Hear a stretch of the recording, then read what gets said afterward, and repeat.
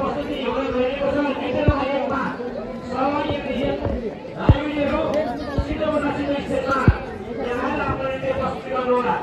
त्यसपछि यहाँ विद्यार्थी आएकै सम्बोधन गर्छौँ।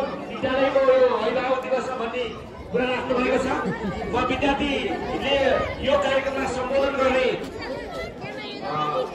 यो नृत्य पछाडि त्यो कार्यक्रम रहेको छ। त्यसैले सम्बन्धित विद्यार्थी लाइब्रेरी तयार गर्नु होला। नृत्यको लागि नृत्य तयार गर्नु होला। कक्षा 10 की बहिनी रसी तपाईँलाई विद्यालयको